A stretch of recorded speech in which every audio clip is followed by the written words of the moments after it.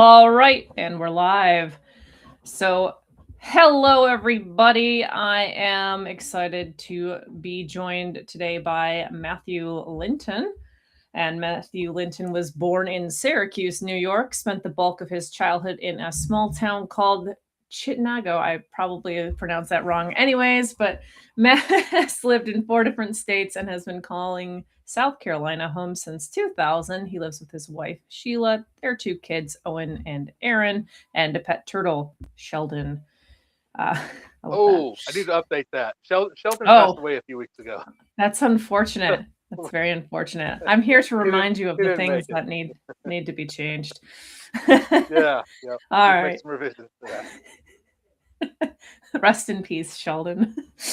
Yeah. When he's not writing, Matt enjoys reading, going for long walks, spending time with his family and friends. He loves Please don't mention stories, Shelton fantasy. again. I don't think I have to. Yeah. So Okay. the fantasy genre Okay, in good. particular was peaked at a young age. He grew up watching movies like The Princess Bride and The Never Ending Story, as well as playing video games. So, Matt, with that, we are here to talk about Franco, and I will give you a chance to go ahead and give a short pitch on that. Sure. So Franco, it's set in the same universe as my debut Revo, which just got a cover redone for that a couple weeks ago, courtesy of Darren Hatfield. Um, but it's set in the same universe. It is. I'm kind of trying to shy away from the word prequel. Chronologically, I guess you would say it's a prequel, but the story is it's its own complete story, different antagonists, different hero, different goals. It's a complete story in and of itself. You don't need to have you don't need to read Revo or understand Revo universe to get into Franco. Um, so it's maybe see it's not a very thick read, but just about 250 pages. So it's a quick, fun read. Starts off covering his name is Franco. Now here's a little bit of trivia about me. Chittenango, the town I grew up in, is actually the birthplace of L. Frank Baum, creator of Wizard of Oz. And so that was a very big part of my childhood. Along our main street, we had a little bit of a yellow brick road on our main street. And anyway, I wanted to pay tribute to L. Frank Baum, so I named a character in Revo Frank, which is actually Revo's father. And even before I finished Revo, I wanted to give Frank his own story because I was really interested in his character as I was writing Revo. And that's where Franco came along. And how it went from Frank to Franco was that Frank is a great tribute to L. Frank Baum, but it's not a very exciting fantasy.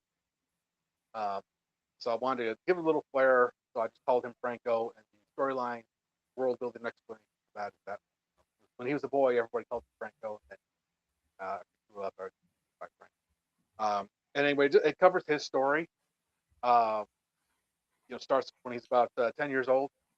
He and his father, his mother had passed away when he was a baby. He never knew his mother, and him and his father were traveling merchants. They were effectively homeless. They kind of lived as vagabonds. They just traveled wherever the work was, but very simple, carefree lives. And that all changed one day. Uh, it started with a fateful meeting they had when they took a took a cut through the forest one time and they encountered a mysterious figure that stalked in the forest. The locals called them the forest demon, but it considers itself more of a forest guardian. And this forest guardian figure took a particular interest in Franco and kind of stalked him during their time there. And after he leaves the forest, they go on with their lives, and they're later attacked by a violent cult. And Franco loses everything. He narrowly escapes his life, ends up going and seeking protection of the forest demon. They form an uneasy alliance, and that lasts for a while. They stay together for a while, and as Franco gets older, he moves on with his life, rekindles an old flame with his childhood sweetheart, joins the military, and then some things happen where that old grudge is brought back up, his desire for vengeance, and he has to make a decision on whether or not he's going to live his life with his wife and create a home, or if he's going to go after vengeance quest that he had set out on many years ago. So that's kind of what it's about. That's a tale of revenge and redemption, about family bonds, and a little bit of a dash of the Lost Prince trope that goes on there as well. That's the story. Awesome. All right. So then I have to ask, is that beans on your shirt or corn? I'm not quite It sure. is. I am so glad you asked. You know, it's beans. Do you like it? Okay. It's yeah. It's the official. That's the Bush's Baked Beans apparel. So they don't give Excellent. this out to just anybody. Yeah. But I am so glad you asked. So let me re-angle it. There we go. But yes, baked beans. So I Yep. have matching Okay. pants for it, which I didn't wear today. But I can go put them on if you want me to. No, that's 100% quite fine. We can do the Oh, the okay. I mean conference call mullet is fine. But yeah, I figured it was Yeah, we'll beans save that for just my next release. yeah, just given the I could tell some of them appeared to be floating. So yeah, okay. Excellent, excellent. So I've had Spider-Man and now the Bean Man, so we're all good. All right, Matt. So awesome. So this is your second book. Uh and it's set in the same kind of world. I have had the privilege of reading your first book, which I would say is kind of Oh, like great. falls into that nice um, middle grade to YA, maybe on the younger side of appeal, which is great because I happen to have two boys, one being of the age of 9. So I'm always looking for things that might interest him or that could, keep him interested, engage him with stories the way that I would like to see him engage with stories. So Yeah. I think that's great. I'm curious as far as this story. It starts with him 10 years old, but you mentioned that he kind of joins the military. And so it's kind of like a growing up, sounds like. So Yeah. is this targeting the same kind of audience as Revo? Yes, more or less. It is the story is a little bit of a darker tone, but I still made sure to keep it. As far as the violence and gore, I didn't get too descriptive on that, and profanity and stuff like that. No spikes. So in that sense, yes. Um, and it's still, it has some shared themes. Both, uh, they're both they both focus on things like family bonds and death, loss, like that. Um, so that's I've had some people reach out to me again before asking about Revo as far as I say as far as violence and spice and stuff like that, profanity. I think it's safe for a younger audience, but it does cover some heavier on death and loss that might go over the head, Yeah. might not.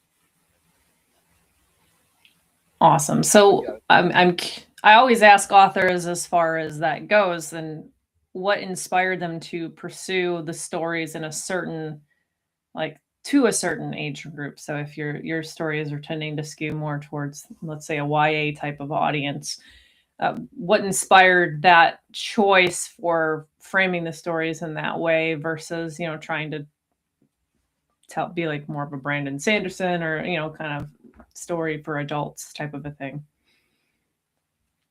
well, I just my personal taste is part of it. I've never been one to really have a lot of interest in high profanity or excessive gore or vice or anything like that. I'm not making a judgment about it or anything like that. It's just my personal taste. That's not what I tend to go for. And I grew up on Zelda, Chrono Trigger, Princess Bride, things like that. Those are the ones that really kind of stirred my heart. So those are stories I wanted to write, inspired by those. Luke Skywalker, he was a big influence on me. And that's the thing. You got the Franko is kind of he's kind of a and Revo to extent as well, but they're kind of like Franco's kind of a mashup between like Luke Skywalker and Indigo Montoya from Princess Bride. Um, and I like I've always liked the trope of the young corrupt hero uh, who's not corrupted by the darkness of the world, rises above it, and that's kind of where that's just what my interest, my passion, always has. Yeah, I feel like I appreciate that again as a parent who's trying to find interesting stories that have the adventure aspect that can engage somebody who's a little on the younger side and inspire them and give them that hero that is aspirational is certainly appealing to me. So how long had so again this is your second one. When did you start writing to and know that you wanted to publish a novel, I should say? Uh, yeah, so I started writing Revo in it was December of 24. I Okay. was going through a phase. I was going through a geek phase. uh, I was watching a lot of Naruto, and I was watching a lot. I don't have time to play video games, but I somehow have time to watch people play video games. Uh, I grew up playing one of my two. I don't know how popular it is, but it's one of my all-time favorites. And I found myself when I was at the gym, like I'll get on there and I'd start watching replays of Suikoden 2. And what it was that both Naruto and Suikoden 2 have kind of unrequited love subplot, and I've always been fascinated with the unrequited love trope. And I started having a story swirl inside my head. But what if I wrote a story with that as kind of an underlying theme? The main theme, of course, it's action and adventure, but subplot with kind of a romantic, unrequited love subplot with my own twist on it. And that's kind of what started. So when I first started writing Revo, I was not sure if I was going to publish it or what it was going to become. It's not something I plotted out. I'm more of a pantser. So I just started writing it, thinking, yeah, maybe it'll be a short story. Maybe I'll publish it, maybe I won't. And it just kind of kept growing, growing, growing until I was like, I think I have something special here about the more story that's going full story. And like I was saying, before I'd even finished writing Revo, before it was even published, I was already working on Franko because I was fascinated with the Frank character in Revo, even though he is not alive in Revo's story. He exists in flashbacks, and he's mentioned as being a heroic soldier and all that. Revo really looked up to him, and I kind of couldn't get off my mind. I wonder what he was like, and that's when I started writing Franko's story. And I had actually completed probably the first two or three drafts of Franko before Revo was published. I'd already had that. So I was more or less done with it by the time Revo was published. I sat on it for a little while, did some edits, things like that. That's what. Got it. So that's interesting. So you had the idea for the story. You started you saying that you weren't sure if it was going to be a short story and it ended up growing. Did you write much before that? Like why pick up the pen to tell the story, I guess?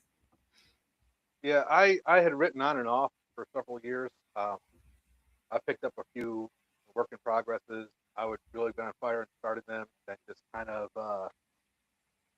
fell apart and didn't complete them.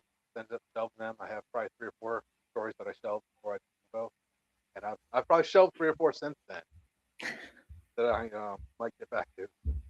But that's it's been something I've wanted to do for a long time. I started it, but never really completed it um, until I got Revo. And actually, I stole a few things from my old work in progresses and put them in Revo. So I guess in their own way, they're still alive.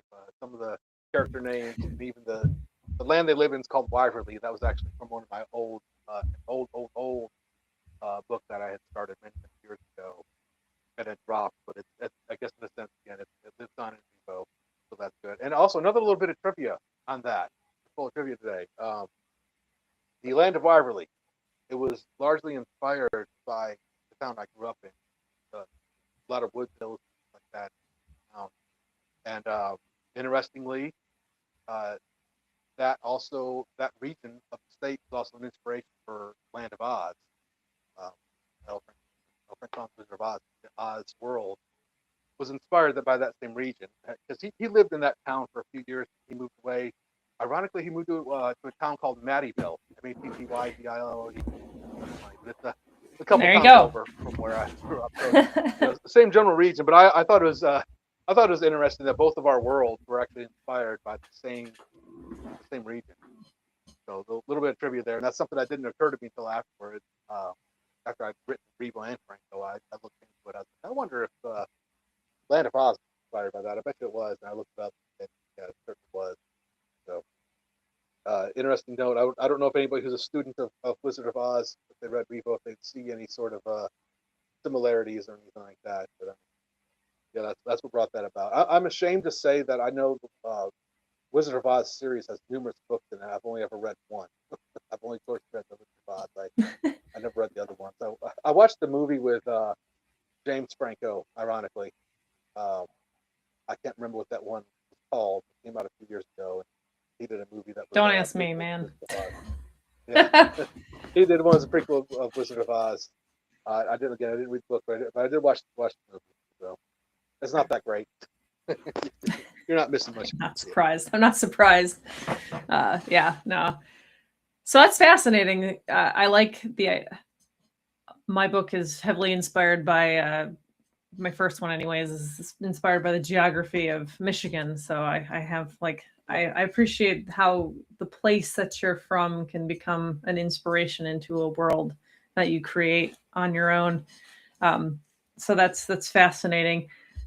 As far as I'm curious, as far as world building goes, how you mentioned like, okay, so it's based on this place. That's kind of the background, but how do you pick like the level of technology you want to introduce, or like the complexity of magic or other creatures? Because I know in Revo there's a couple other different kinds of creatures. Like how do you come up with that idea, or how did you develop your world? Did it just, you said you were a pantser, so are you just pantsing your way, and then it'd be really cool if there was like this race of, or did you have an idea of planning it up? No, not really. Yeah, I'm definitely a pantser, because in my first draft, the antagonist doesn't even talk. He's just kind of a mindless monster, and I was like, I think I need to have him. I need to have something a little more personal going on there. There needs to be a personal connection and animosity between he and Revo, and so I had to add some of that in. And yeah, there's some forest people, Revo's worlds. They were just kind of stuff. Not really inspired by anything, I guess, other than me and my friends, we would go out in the woods and play games, and we were 7, 8, 9 years old. We'd just make up all, and I guess you'd say maybe loosely inspired by that kind of things. Like if you were out in the woods for that long, kind of people, you're a little kid, you don't understand things. But you think maybe yeah, you think there's maybe people that live out, which I guess there are people that live out in the woods, mountain folk or whatever. But when you're a kid, you let your imagination run wild. You create different races and people, and I guess you'd say that was kind of creatures. Okay, I don't know if I lost you. You stopped moving, and it's quiet now. Oh.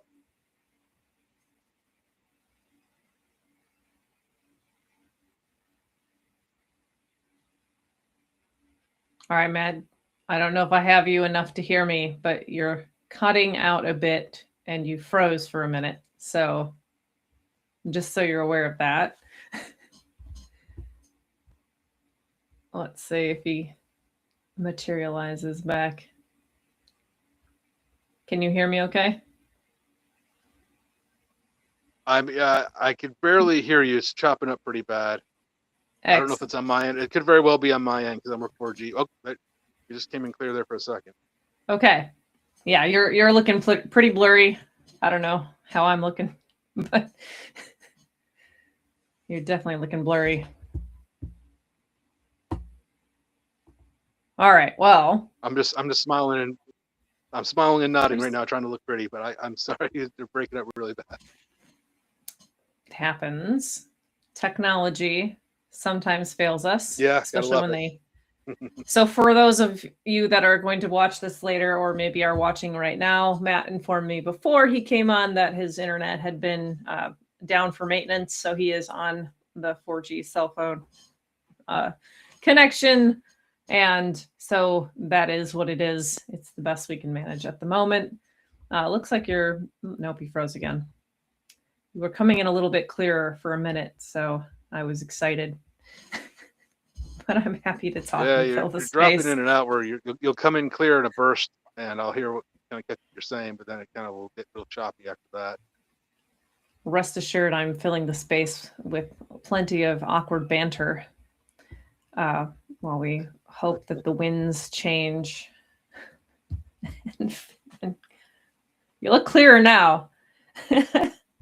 Oh, good deal. I'm debating if I should see if the Wi-Fi is working yet or not. But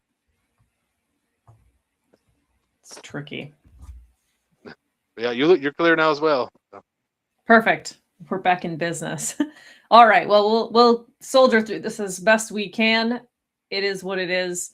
All right. So tell us I understand now. Okay, so you're a pantser. You mentioned the draft having been fairly different when you started. Was your experience with Franko? You mentioned that you started this kind of as you were writing Revo. You had the idea and you kind of started this story, maybe in parallel or to some degree.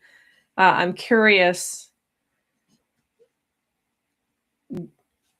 between the two books, did you refine any bit of your process? Was it easier as because you had some of the world defined, you'd had things that you can build on, obviously, between different books. So I'm curious what that was like as far as the difference between writing Revo versus Franko. Yeah, it was a lot easier with the world already more or less built. There was a couple accommodations I had made in Revo to make Franko come up to be, and there was 2 interludes in Revo. There's two different flashbacks that they were the last things I added in, and they heavily focused on flashbacks with his father, Frank. And those actually ended up being a couple of my favorite parts of Revo's story. But yeah, that's something I actually had added in when I was getting towards the end of Franko. I went ahead and added those into Revo before it was published. And yeah, Franko, I had a blast writing Franko. I had a blast writing both of them. But yeah, Franko came along a lot quicker, having already had the world more or less built. So I kind of already had the rules established and what could and couldn't be done, and that made it flow a lot easier. And already kind of, I guess in my head, I had mapped out how the culture and political environment would be like in that world. Even stuff that didn't maybe make it into Revo, as the author of that world, the creator of that world, I had it in my mind what it was like. So it was a lot easier to lay it out in Franko's story. Even though there was, like I said, there's some things about the world in Franko that weren't mentioned in Revo. It still follows the rules, so to speak. And yeah, definitely having that framework made it a lot easier for me, especially since I'm not a plotter. So I didn't, when you plot things out, you kind of have a framework in place for you to work within. But me not having that made Revo a lot harder. But then once I more or less had that established with Franko, so the story flowed out a lot more smoothly. Now I'm curious. Having to go back and make revisions. Yeah. Do you document things after the fact, or do you just stick to what had been established, either living in your head or on the page of the other book when you're trying to write out the next book? I stick to what I've already written down and the elements that I already kind of had in my head about how that world worked. A couple things I added because in Revo's world it just covers the events of Wyverly, and in Franko I touched a little bit on some of the neighboring nations. Not a huge part of the story, but it is there because Revo he's traveling a lot. He's going basically from point A to point B, whereas Franko he actually spends a good part of his life in a different region of that kingdom. And actually in the capital, so he has to deal with some more of the I don't want to say political, but I guess maybe geopolitical happenings and what the relation is with the neighboring kingdom. Being in the military, he's more of a part of that and kind of some diplomacy going on there. And not, so I did have to I put that in there. That's an element that's in Franko's story that's not in Revo's. So yeah. Cool. So you mentioned that you have other ideas floating around as far as maybe things you picked up and shelved or, were thinking about. I'm curious as far as other ideas for stories. Do you see yourself staying within this same world? Do you see yourself branching out and building something new for your next writing projects? Yeah, I have numerous work in progresses floating around in my head. I actually had a story that was set in the same world that I started writing, but I put it down. I might revisit it again someday. But I had put that down. I'm actually got a couple other stories I'm working on that are a completely different universe. One that I'm working on right now. I just started. I'm only a few chapters into it, but it's completely different. It's actually a different genre. that I'm working on. It's like I guess would you call it animal fiction? I guess it's a story about a dog. I'll tell you what I can tell you what it inspired. I'll try to keep it quick, but I had a scam email I posted several weeks ago. Somebody had sent me about wanting my manuscript, and I thought about like, okay, this is obviously a scammer. They're just trying to steal my manuscript. So what if I just like wrote up what the story of IP Freely would be like if it was a real book and sent it to them? And I actually started I started writing a story that was actually inspired by a real life event. Um, and it was about actually, I used to go. I made a post about this. I used to go visit my parents, regularly, and I would walk their dog for them. And they had a little Boston Terrier, and that Sadie was her name. She never pooped anytime I ever walked her. She was very good about pooping in the backyard where she's supposed to. And my father had passed away back in 2008, and after he had passed away, I would go and take Sadie for a walk, and she would poop and pee multiple times every single time we took her for a walk.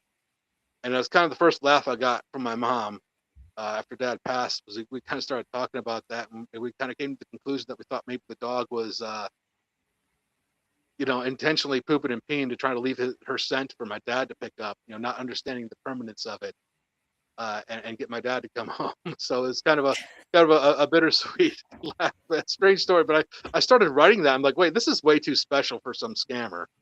Yeah. So actually, I'm working on a story that was inspired by that, if you can believe it. But it's about a dog who lost his master. His master passed away. He doesn't understand that, so he ventures out to go find his master. And that's kind of what I've been working on lately. It's been a lot of fun working on that. So it's like I said, totally different genre. We'll see where it goes. I hope it lasts. It's been a lot of fun so far, so I hope it continues. It makes me wish I was a plotter. Yeah. Yeah, I love the idea of it's interesting to me because I've talked to some, you're I think my 20th episode at this point, and you have groups of authors that like they create a world and they end up staying within it. They kind of stick close to the genre that they started with, and then you have some that want to have more ideas and want to branch out, and they'll like, I'll write a couple sci-fis, I'll write a fantasy, I'll write a whatever. They'll go and try different things, and I find it interesting for the different thing for the different types of people.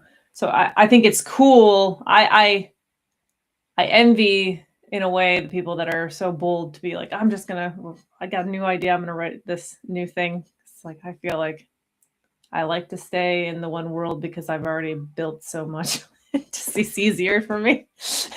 There's like this low friction thing where it's like, okay, I've already like I don't want to write a horror novel right now because like I don't know what I'd be doing.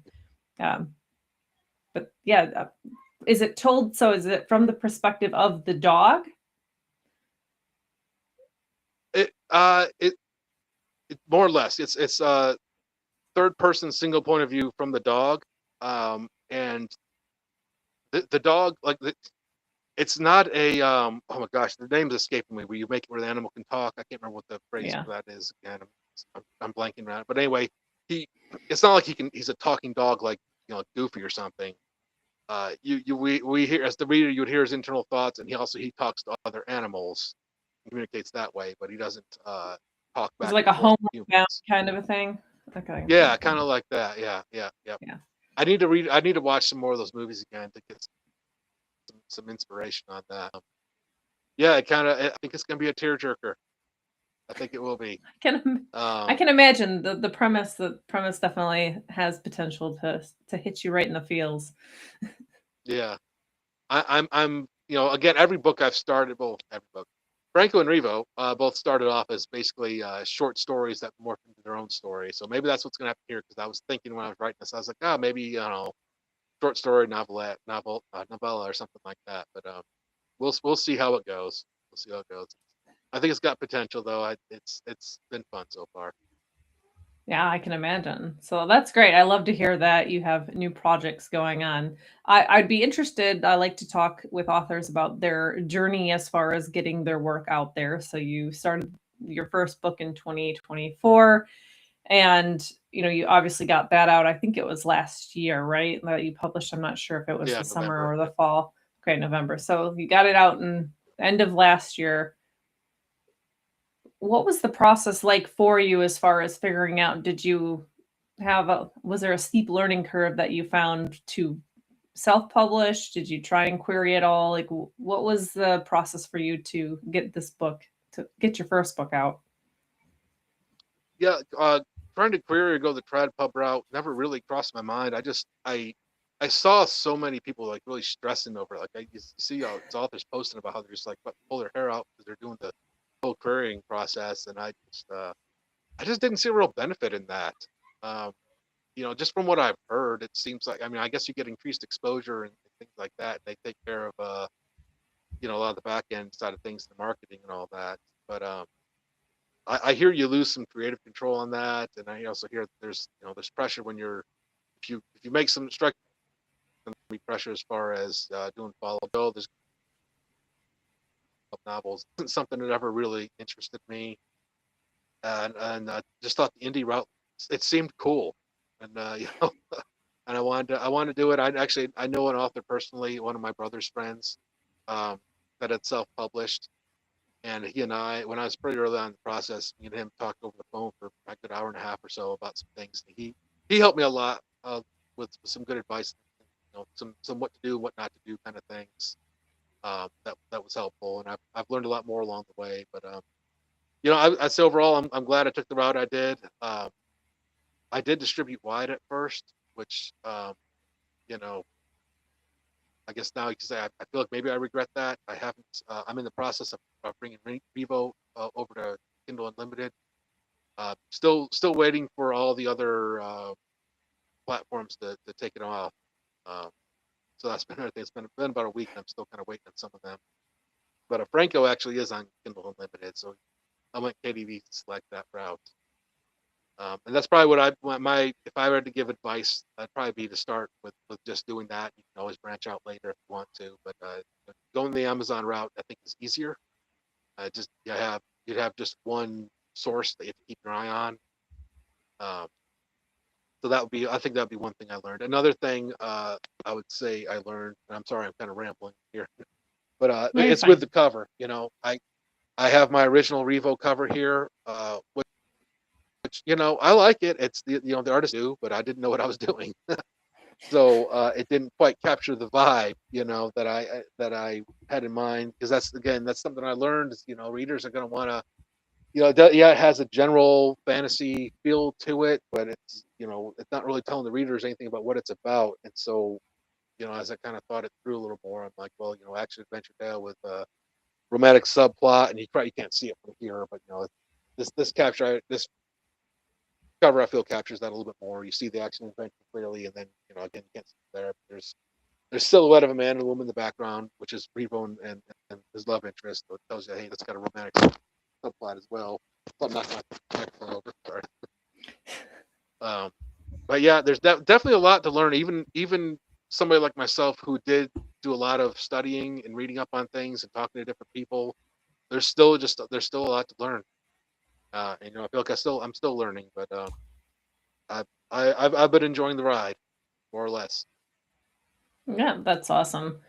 I'm curious as far as, so you mentioned that you picked up some new things or with the second book. What were those things that you did a little bit differently with the second one, aside from the Kindle Direct? So you went straight to Kindle with that one. A lot of it was the overthinking.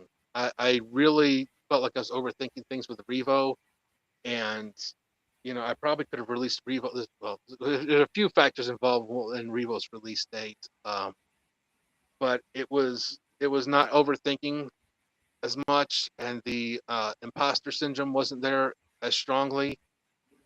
I poured my heart and soul in the Revo story, and I was just like petrified of like, what if somebody read this and thought it was just nonsense?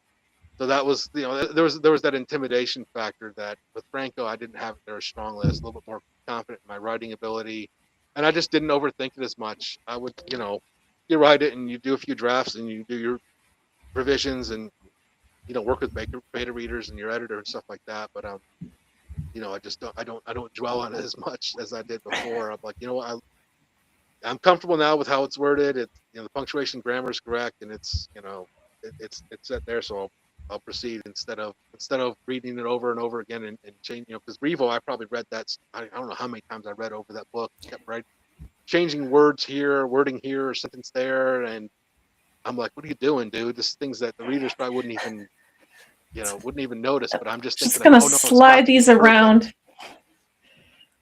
perfect. Yeah. So I was even doing things like, well, first of all, when I first started writing, I put a bunch of EM dashes in Revo, and then I saw somebody like, oh, it's a giveaway. Some people said it's a giveaway for AI. So I went back through and I took them all out. And then I was like, what the heck are those people? So I went back in there, I put them all back in. And then I handed them over to my editor, and he took most of them out. This thing, why did I stress that so much? It didn't even make a difference. The same thing happened with Franko. I just put a bunch of EM dashes in there. I'm like, my editor doesn't like, we'll take them out. I'm not going to take them out. Yeah, it's like, this is how it works when I'm writing. Good enough. Yeah. That's fun. Yeah. I like that. So I do want to say, like, I believe you had a social media presence. You had a social media presence before you released. I'm not sure how long, because I know I saw you floating around, and I think I followed you for a while. When did you start, like, building that and tailoring it towards the writing and that, at least from what I've seen on X? I don't know if you have other social media as well. We can talk about that. Yeah. So I didn't catch everything you said, but you're asking about my social media presence prior to writing. Is that correct? Yeah, it seems like you built up some following before you released your book, was what I was trying to get to. Yeah, I did. So, that X profile has existed for a while, but I didn't, before I got into writing, I didn't use it a whole lot. It was completely related to writing stuff. Even though the name was still Night Rider, I still had that in there, but it wasn't related. It was mostly just following, like, financial accounts and stuff about fatherhood and stuff like that. And I hardly ever used it. I did somehow manage to have a mass level of following on it. I didn't use it much, but once I started writing again, I was like, I probably need to get back to having get that account back to being active. So I got on there and just kind of leaned more towards the writing and stuff and writing accounts. I'm on pretty much all the apps. X is where I'm most active. Probably the second one would be TikTok. Um, I'm there on Instagram and Threads, but struggling there. I can't quite figure out that algorithm. I'm getting buried over there, but whatever. I still want to make sure I got a presence over there. I'm on Facebook as well, but same kind of deal. I get over there, I try to be a little active, but you got to be careful about spreading yourself too thin. I think that'd be maybe my advice to some other authors out there. Is maybe start with just one platform, get acclimated to it, be a part of that writing community, and then once you feel comfortable, start branching out slowly to other platforms rather than shotgun approach and just get on all of them. Yeah. I tend to agree. I feel like TikTok is one I haven't gotten on. It intimidates the heck out of me. And then, I haven't done much of anything with Instagram. Like, I have Facebook because I was recommended the advertising, though I can't say I found great return on that. I feel like Facebook is great if you're looking for ARC readers for a romance novel, man. Like, those people are voracious. Yeah, I need to explore some of the writing related groups in there a little bit more, because I do think there are. I've heard there's some good resources there for just bouncing ideas off people and making connections and stuff like that. Yeah. So I might need to explore that more. No, TikTok has actually been better than I thought it would. I actually, I started my TikTok account, and then I was like, this is dumb, so I ended up closing it, and then I opened it back up again, and it's been performing, okay, I guess. I somehow, I don't know how, I'm able to amass a good amount of followers. I don't necessarily have high engagement, but I get a lot. I somehow am able to amass followers. I think I've got like over 1,600 on TikTok. It's crazy. But the algorithm still buries me. But somehow people feel like following me, I guess. I don't know.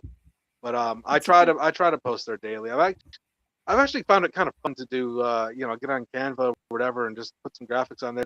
It's definitely the whole author life has improved my graphical design skills.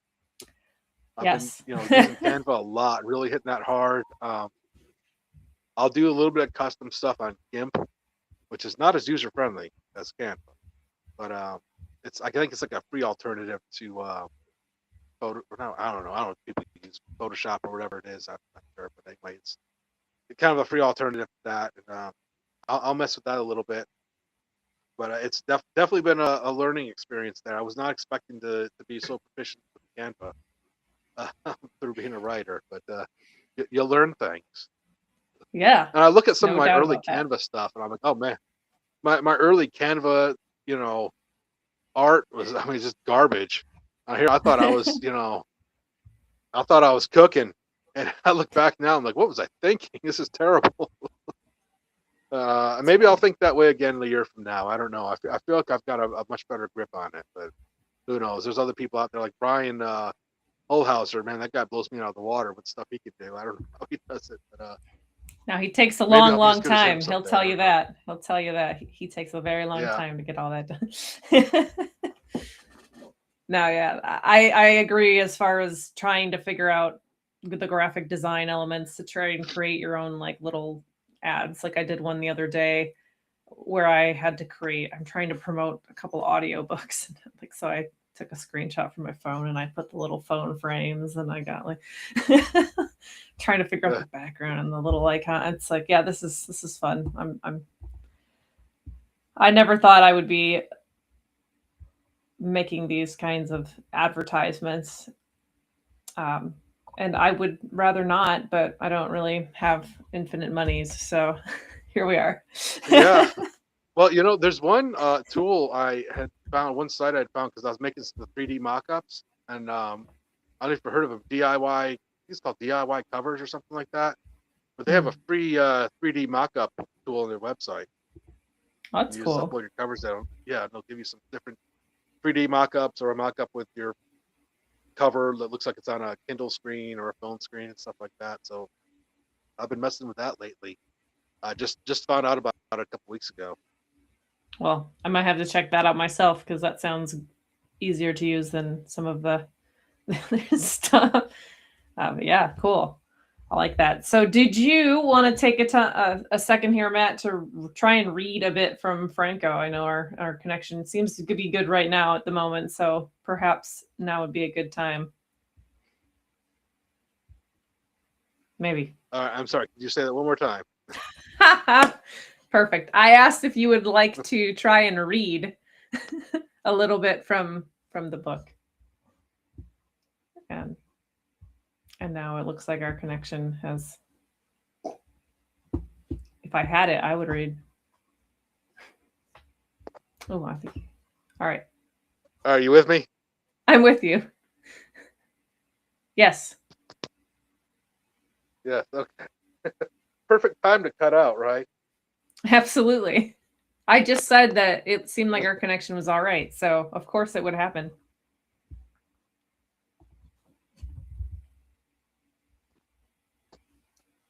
You're moving, so I can Gotta tell let that that you're guy. not frozen. I can't wait to check the recording after and see whose fault it is. No, I'm kidding.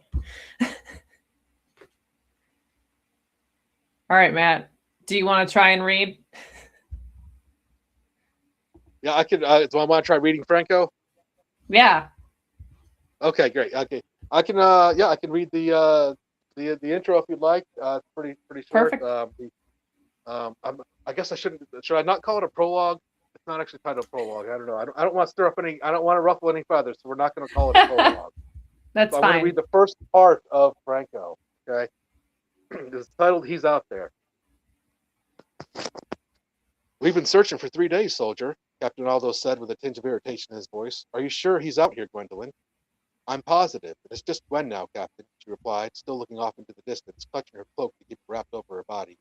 And I'm not a soldier anymore. It was a cold and rainy afternoon in the northern forest. Gwen had been working with Captain Algo and the others to track down Franco down. She wouldn't tell anybody why it was exactly that she felt the need to do so, but either way, Franko was a highly respected and valuable member of the Waverly Guard. They wanted him back. It just seems like we would have found something by now, at least some trace of him somewhere out here, Alder replied, shaking his head in frustration. Gwen turned around towards him, her jaw tight. He's out here, she said adamantly. What makes you so sure of this? He asked sternly. He could have run off with that woman to stars nowhere. You said so yourself, remember? We're on the border of Vidavi. Got to be careful. Relations with the Northern Kingdom are better than they were, but still not. I told you he's out here, she cut him off sharply. Caponaudo sighed and ran his fingers through his hair. Okay, I guess we'll keep looking, he replied with resignation as he turned to walk back toward the camp to join the others. Gwen closed her eyes and exhaled sharply. She was beginning to lose her patience. They all were. Franko, she thought to herself, where in Starslight are you? I know you're here. It's time to come home. You are coming with me. Unbeknownst to them, a hooded figure stood watching from the treetops. Boom. I mean, it's short and sweet, so if you want to offend the prologue folks. Yeah, the not prologue. Yeah. my not prologue. Very great. Thank you for sharing. All right, so then we'll call it chapter. Yeah, I think that might just do it. Where can folks find you? Where can they get their hands on this book, formats, etc.? I'll let you close it out.